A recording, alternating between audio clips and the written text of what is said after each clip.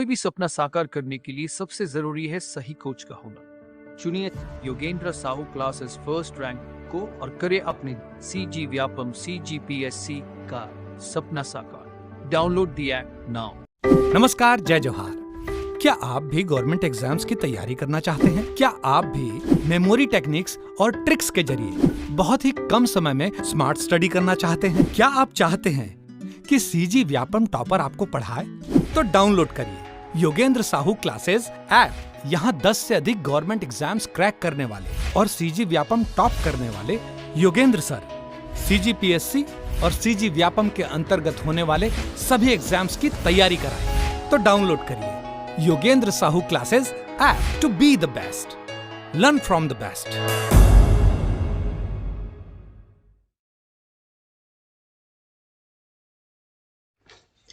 Hello दोस्तों, आज की क्लास में हम समझेंगे the union and its territory, संघ और उसका राज्य क्षेत्र। दोस्तों, मेरा नाम है मनीषा महोबिया। योगेंद्र साहू क्लासेस में आप सबका स्वागत है और आज की हमारी क्लास पॉलिटी की क्लास नंबर 4 है। तो चलिए स्टार्ट करते हैं।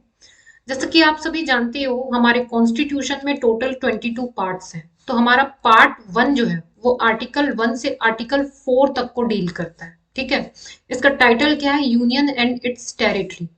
एक बार हम ब्रीफ में देखते हैं 1 to 4, फिर हम डिटेल में देखेंगे। आर्टिकल 1 जो है वो यूनियन का नेम और उसकी टेरिटरी को बताएगा।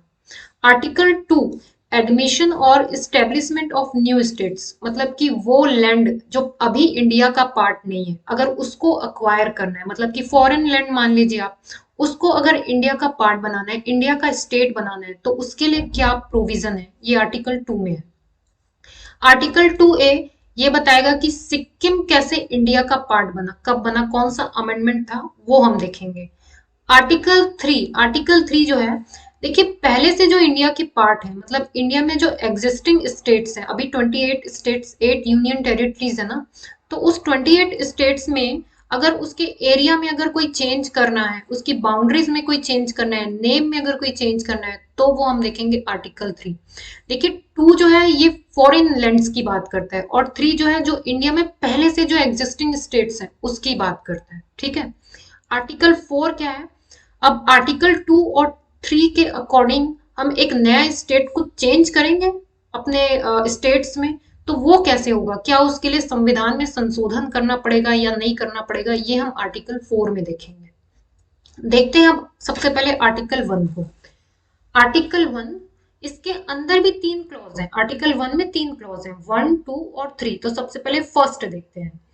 India that is Bharat shall be union of the states. देखिए इस एक लाइन से, इस एक सेंटेंस से अपन को 2 चीज पता चलता है। पहला कि हमारे देश का नाम क्या होगा, इंडिया दैट इज भारत।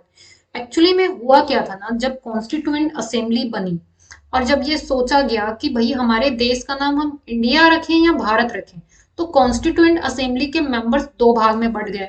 एक बोलते थे कि भैया इंडिया रखेंगे। इंडिया क्यों रखेंगे? क्योंकि गवर्नमेंट, ये जो ब्रिटेन की जो सरकार थी, वहां की जो पार्लियामेंट थी, वो बहुत सारा एक्ट पास की थी, जैसे government of India act 1935, government of India act 1947। तो ब्रिटेन जो है वो हमेशा हमारे देश को इंडिया कहकर ही बुलाता था। बहुत सारे डॉक्यूमेंट्स जो थे वो इंडिया के नाम से थे। तो एक पार्टी तो ये कहती थी कि हम अपने देश का नाम इंडिया रखेंगे और दूसरा बोलता था कि भारत रखेंगे। भारत इसलिए रखेंगे क्योंकि इंडिया नाम हमें कहीं ना कहीं गुलामी की याद दिलाता है। हम वो नाम क्यों रखें जो ब्रिटेन, मतलब जो अंग्रेज हमें देकर गए, हम अपना नाम रखेंगे। अब देखिए कॉन्स्टिट्यूएंट असेंबली में इतने सारे मेंबर हैं, अगर वो 2 भाग में बढ़ गए हैं तो कहीं ना कहीं किसी कॉम्प्रोमाइज के पॉइंट पर तो उनको लाना होगा ना, किसी को नाराज नहीं कर सकते। तो कंक्लूजन निकला कि एक काम करते हैं, दोनों रख लेते हैं। इसलिए रखा गया इंडिया दैट इज भारत। अब इंडिया नाम भी है और भारत नाम भी है। ठीक है, shall be union of the state. Union of the state कहा जाता है हमारे देश को। ये क्या होता है यूनियन ऑफ द स्टेट? अच्छा, ये फेडरेशन ऑफ द स्टेट नहीं बोला जाता है, इसको यूनियन ऑफ द स्टेट्स बोलते हैं। फेडरेशन ऑफ द स्टेट है जैसे कि यूएसए। एग्जांपल से समझते हैं कैसे है ये। देखिए ये है यूएसए। यूएसए में क्या हुआ था, अब यहाँ पर 50+ स्टेट्स हैं। अब ये छोटी कंट्रीज थी, ये अकेले रहती थी। अब जब कोई भी कंट्री अकेले होती है ना, तो फॉरेन कंट्री का अटैक करने का चांस बहुत ज्यादा होता है। तो क्यों ना एक काम किया जाए, सारी कंट्री, ये जो छोटे छोटे हम स्टेट्स बोल रहे हैं, वो एक हो जाएं और ये बोले आपस में एक एग्रीमेंट पर साइन करें कि अगर हम पर अगर कोई हमला होता है तो आप हमारा साथ दोगे, और आप पर अगर कोई हमला होगा तो हम साथ में देंगे, हम साथ देंगे। तो हम एक हो जाते हैं मिलकर, एक एग्रीमेंट के तहत जो है ना हम एक हो जाते हैं। अच्छा ठीक है, लेकिन अगर कभी अलग होना चाहे तो, जैसे कि ये देखिए, ये यहाँ पर है टेक्सास। ये टेक्सास अगर बोले कभी कि मुझे अब नहीं रहना है यहाँ पर, अब मुझे यूएसए का पार्ट नहीं रहना है, मुझे अब अलग होना है, तो क्या ये हो सकता है? तो बिल्कुल टेक्सास के पास ये ऑप्शन है कि ये अलग हो जाएगा। कुछ प्रोविजंस है, कुछ तरीके हैं, मेथड है, टफ है अलग होना, लेकिन ऑप्शन तो है, हो सकता है, प्रोविजंस है। ठीक है, तो इसलिए ये जो फॉरेन है ये फेडरेशन है, फेडरेशन ऑफ स्टेट्स है, ये फेडरेशन ऑफ स्टेट्स है। अब हम इंडिया को देखते हैं। देखिए इंडिया जो है ना, इंडिया पहले से ही एक अपने आप में एक अखंड भारत था। एक तो पहले ही बंटवारा होकर पाकिस्तान अलग हो गया, बांग्लादेश अलग हो गया, लेकिन जो पार्ट बच गया वो तो अखंड भारत है ही ना, वो तो भारत है ही। क्या हैदराबाद कोई अलग से देश था क्या? क्या बंबई अलग से देश था क्या? नहीं। क्या हमने छोटे छोटे स्टेट्स ने मिलकर इंडिया को बनाया है? नहीं। एक्चुअली में हुआ क्या है, इंडिया को छोटे छोटे स्टेट्स में बाद में डिवाइड किया गया है। जो अभी 28 स्टेट्स और 8 यूनियन टेरिटरीज हैं, वो स्टार्टिंग से नहीं थे, वो बाद में इनको डिवाइड किया गया है। क्यों डिवाइड किया गया? ताकि एडमिनिस्ट्रेशन में आसानी हो। ठीक है, और ये जो 28 स्टेट्स हैं वो चाह कर भी कभी अलग नहीं हो सकते, इनके पास ऑप्शन नहीं है। जैसे इसके पास ऑप्शन था कि ये चाहे तो अलग हो सकते हैं, इनके पास ऑप्शन नहीं है, ये चाह कर भी कभी अलग नहीं हो सकते। ये एक एग्रीमेंट के थ्रू एक देश बनाया है, हमारा देश एग्रीमेंट के थ्रू नहीं बना है। हमने तो एडमिनिस्ट्रेशन को आसान करने के लिए इस इतने बड़े इंडिया को छोटे छोटे स्टेट में डिवाइड किया है। ठीक है, इसलिए ये फेडरेशन ऑफ स्टेट है और ये यूनियन ऑफ द स्टेट्स है। क्लियर है ये चीज? अब देखिए क्या हो रहा है, जैसे कि ये देखिए बाजू के और देश ले लेते हैं, जैसे ये पाकिस्तान है, नेपाल है, बांग्लादेश है, भूटान है, श्रीलंका है। ये अगर इंडिया से कहे कि क्यों ना हम आपस में मिल जाए एक साथ, और जब हमारी मर्जी हो हम अलग भी हो सके, तब ये बन सकता है फेडरेशन। जब ये एक एग्रीमेंट के तहत अंदर आएंगे, मतलब एक एग्रीमेंट के तहत एक देश बनाएंगे और अपनी मर्जी से जब चाहे अलग हो जाए, तब ये फेडरेशन बनाएंगे। लेकिन फिलहाल हमारा इंडिया जो है उसको अलग अलग स्टेट में केवल इसलिए बांटा गया है ताकि एडमिनिस्ट्रेशन आसान हो, स्टेट्स कभी भी अलग नहीं हो सकते। क्लियर है? यही बताया गया है यहाँ पर कि हमारा जो इंडिया है वो यूनियन ऑफ द स्टेट्स है, ना कि federation of the state. Clear? देखते हैं यहाँ पर क्या लिखा हुआ है। The country has been divided into different state only for the convenience of the administration. Administration को आसान बनाने के लिए इसे अलग अलग स्टेट में बांटा गया है। But no state can separate itself from the union. State के पास इतनी अथॉरिटी या पावर या किसी भी तरह का कोई प्रोविजन नहीं है कि वो हमारी यूनियन से अलग हो सके। क्लियर है? The constitutional makers had divided the country into governable units, states and union territories to secure better governance. ये चीज हम समझ चुके हैं। केवल एडमिनिस्ट्रेशन गवर्नेंस को आसान बनाने के लिए एक यूनियन को छोटे छोटे स्टेट में डिवाइड किया गया है बिना किसी एग्रीमेंट के। अब आते हैं अपन नेक्स्ट टॉपिक पर। अब हमारा आर्टिकल 1 का क्लॉज 2 क्या कहता है? States that all the states and territories must be specified in first schedule of the constitution। देखिए अब हमारे यहाँ पर अभी प्रेजेंट में 28 स्टेट्स हैं और 8 यूनियन टेरिटरीज हैं। क्या ये हमेशा से थे? नहीं, ये चेंज हो सकते हैं, बिल्कुल हो सकते हैं। तो इसकी डिटेल कहाँ पर मिलेगी हमको? कहाँ पर पता है ये कहाँ पर लिखा हुआ है? तो आप जाइए शेड्यूल 1 में। शेड्यूल 1 to 12 हम पढ़ चुके हैं। तो ये 28 स्टेट और 8 यूनियन टेरिटरीज का नाम और उसकी टेरिटरी आपको शेड्यूल 1 में मिलेगा। यही बता रहा है आपको आर्टिकल 1 का क्लॉज 2 कि स्टेट्स और यूनियन टेरिटरीज आपको शेड्यूल 1 में मिल जाएगा। आप शेड्यूल 1 में जाकर देखिए, वो स्पेसिफाइड है। क्लियर है? नेक्स्ट हम देखते हैं आर्टिकल 1 का क्लॉज 3 क्या लिखा है। अच्छा, इंडिया की टेरिटरी किन किन से मिलकर बनी हुई है? इंडिया की टेरिटरी में क्या क्या आता है? तो इंडिया की टेरिटरी में आते हैं टेरिटरी ऑफ द स्टेट, सारे स्टेट की टेरिटरी, प्लस ये जो हमारी यूनियन टेरिटरीज है ना, यूटीज, उनकी टेरिटरी, प्लस अगर फ्यूचर में अगर कभी ऐसा हुआ कि हम पाकिस्तान या चाइना, तिब्बत का कोई लैंड अगर हम अक्वायर कर पाए, तो वो भी तो आएगा ना, वो टेरिटरीज भी आएगा, तो इसको ब्लैंक रखा गया है। तो इंडिया की टेरिटरी किन किन चीजों से मिलकर बनी हुई है? स्टेट्स की टेरिटरी, यूनियन टेरिटरीज की, यूटीज की टेरिटरी, और बाद में अगर हम कभी कुछ लैंड अक्वायर करते हैं, स्टेट अक्वायर करते हैं, तो वो भी इंडिया की टेरिटरी का पार्ट बन जाएगा। इन तीनों से मिलकर बनता है इंडिया की टेरिटरी। ठीक है। अब देखिए आर्टिकल 1 का क्लॉज 3 में 3 सब क्लॉज दिए गए, ए, बी और सी। क्या लिखा हुआ है? इंडिया की टेरिटरी किन से मिलकर बनी है? The territories of the states, मतलब स्टेट की टेरिटरी से। यूनियन टेरिटरी, यूनियन टेरिटरी की टेरिटरी से जो शेड्यूल फर्स्ट में दी गई है। और तीसरा, territories that may be acquired by the Indian government in future. देखिए हमारा जो कॉन्स्टिट्यूएंट असेंबली के मेंबर थे, वो कितने आशावादी लोग थे, उनको पूरा भरोसा था कि कभी कभी मतलब भविष्य में हमारी इंडिया की जो सरकार है वो कोई टेरिटरीज को अक्वायर करेगी, जो अभी इंडिया का पार्ट नहीं है लेकिन बाद में तो होगा। और इसलिए उन्होंने पहले से एक क्लॉज बनाकर छोड़ दिया है। ठीक है। तो ये आर्टिकल 1 का क्लॉज 3 का एबीसी कंप्लीट हो जाता है। अब देखिए एक चीज और समझते हैं, टेरिटरी ऑफ इंडिया और यूनियन ऑफ द इंडिया, क्या ये दोनों चीजें सेम है क्या? जब आप एम लक्ष्मीकांत की बुक पढ़ते हो तब इसमें हम ये टर्म, ये सेंटेंस देखते हैं, territory of India and union of the India, क्या ये सेम है? तो देखिए टेरिटरी ऑफ इंडिया जो है वो बड़ा होता है और यूनियन ऑफ द इंडिया छोटा होता है। यूनियन ऑफ द इंडिया में सिर्फ स्टेट्स आते हैं, ऑल द स्टेट, मतलब 28 स्टेट्स हैं, वो सारे 28 स्टेट्स मिलकर बनाएंगे यूनियन ऑफ द इंडिया। लेकिन टेरिटरी ऑफ द स्टेट में स्टेट्स तो आता ही है, साथ में यूटीज भी आते हैं, और साथ में ये जो जगह बची हुई है ना, भविष्य में जो आएगा कभी हमारे पास जो स्टेट, वो सब मिलकर बनाते हैं टेरिटरी ऑफ इंडिया। तो यूनियन ऑफ इंडिया छोटा है और टेरिटरी ऑफ इंडिया जो है वो वाइडर है, बड़ा है। क्लियर है? नेक्स्ट देखते हैं हम। अब हम देखते हैं आर्टिकल 2। आर्टिकल 2 क्या बता रहा है? Parliament may by law admit into the union or establish new state or such on such terms and condition as it thinks fit। बात ये कही जा रही है सिंपल से कि भविष्य में, मतलब अगर पार्लियामेंट अगर चाहे, जो ये बचा हुआ जो लैंड है इंडिया का पार्ट छोड़कर, जैसे कि ये पाकिस्तान वाला पार्ट है, ये इधर नेपाल वाला पार्ट है, इधर तिब्बत चाइना वाला पार्ट है, बांग्लादेश और भूटान श्रीलंका वाला पार्ट है, वहां से अगर कुछ लैंड को इंडिया में मिलाना चाहे, यूनियन ऑफ द स्टेट में मिलाना चाहे, तो उसके लिए प्रोविजन दिया गया है आर्टिकल 2 में। और ये काम कौन करेगा? ये काम करता है पार्लियामेंट। याद रखना ये पावर केवल पार्लियामेंट के पास होता है।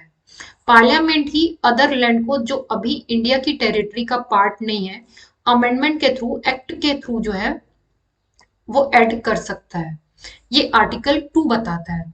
आर्टिकल 2A क्या बता रहा है? देखिए ये आपको रेड कलर में दिख रहा है यहाँ पर, ये एक छोटा सा स्टेट है जिसका नाम क्या है? सिक्किम।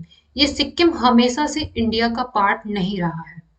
एक अमेंडमेंट किया गया 35 अमेंडमेंट 1974 को, और इस सिक्किम को बनाया गया एसोसिएट स्टेट। एसोसिएट स्टेट मतलब सिक्किम को कहा गया आप रहिए इंडिया के साथ, हम आपको सेफ्टी प्रोवाइड करेंगे, आप अपना जो है गवर्नमेंट जो है वो फ्री रखना, मतलब वो फ्री रहेगा, वो इंडिया का पार्ट नहीं रहेगा, लेकिन इंडिया इसको सेफ्टी देगा। तो लगभग 1 साल तक सिक्किम जो है वो एसोसिएट स्टेट बनकर रहा इंडिया का। ठीक है। फिर इसको अच्छा लगा होगा सिक्किम को, फिर बाद में नेक्स्ट अमेंडमेंट हुआ 36 अमेंडमेंट एक्ट 1975, उसके बाद ये फुल स्टेट बन गया। तो एक चीज आपको क्या याद रखना है, ये स्टेटमेंट के फॉर्म में एग्जाम में पूछ सकता है, सिक्किम एकदम से इंडिया का स्टेट नहीं बना है, सबसे पहले वो एसोसिएट स्टेट बना है 35 कॉन्स्टिट्यूशनल अमेंडमेंट 1974 के अकॉर्डिंग, उसके बाद 1 साल बाद ये जो है इंडिया के स्टेट बना है। क्लियर है? तो ये है हमारा आर्टिकल 2A। नेक्स्ट देखते हैं हम आर्टिकल 3 ऑफ इंडियन कॉन्स्टिट्यूशन। क्या है article 3? The parliament has given the following powers. देखिए आर्टिकल 2 में क्या था, हम बाहर का जो लैंड है उसको अक्वायर कर सकते हैं, उसको इंडियन टेरिटरी का पार्ट बना सकते हैं। लेकिन तब क्या, जब अपन को ये पहले से एग्जिस्टिंग स्टेट्स हैं, जैसे कि छत्तीसगढ़, मध्य प्रदेश, गुजरात, महाराष्ट्र, ये मान लेते हैं ये 2 स्टेट्स पहले से हैं, तो पार्लियामेंट इन दो स्टेट को मिलाकर एक बड़ा स्टेट बना सकता है। पार्लियामेंट चाहे तो इस एक स्टेट को काट कर चार ये नया स्टेट बना दिया। मतलब पार्लियामेंट के पास वो पावर है कि वो दो स्टेट को मिलाकर एक बड़ा स्टेट बना दे या एक स्टेट को काट कर कई अलग अलग स्टेट बना दे। और क्या क्या पावर है पहले देख लेते हैं कि ऐसा हुआ है क्या। देखिए ये जो तेलंगाना है, ये तेलंगाना कहाँ से बना है? ये आंध्र प्रदेश से अलग होके बना है। उत्तराखंड उत्तर प्रदेश से, झारखंड बिहार से और छत्तीसगढ़ मध्य प्रदेश से। ये सब किन्होंने किया है? ये सब पावर होता है पार्लियामेंट के पास। याद रखना, स्टेट लेजिस्लेचर ऐसा कुछ नहीं कर सकता। ये स्टेट्स की बाउंड्री वगैरह में चेंज करना, ये स्टेट्स को मिलाना, उनको तोड़ना, ये पावर केवल पार्लियामेंट के पास होती है। स्टेट लेजिस्लेचर के पास ये पावर नहीं है। और सबसे बड़ा एग्जांपल तो आप ये देखिए, अभी जम्मू और कश्मीर में जब आर्टिकल 370 को हटाया गया, उसके बाद जम्मू कश्मीर को, ये पहले क्या था? ये पहले एक स्टेट था, उसको एक एक्ट के थ्रू चेंज कर दिए जिसको क्या बोलते हैं, जम्मू कश्मीर रीऑर्गेनाइजेशन एक्ट 2019। और इस जम्मू कश्मीर एक स्टेट को दो सेपरेट यूनियन टेरिटरीज में डिवाइड कर दिए। कौन कौन सा? एक तो जम्मू एंड कश्मीर और दूसरा लद्दाख। यही किए ना। जम्मू कश्मीर एक पूरा स्टेट हुआ करता था 2019 के पहले तक। उसके बाद इसको काट कर दो यूनियन टेरिटरीज में बदल दिए। जम्मू एंड कश्मीर एक पहला यूटी हो गया और दूसरा यूटी क्या हो गया? लद्दाख। ठीक है। और ये सारा काम किसने किया है? ये सारा काम किया है पार्लियामेंट ने।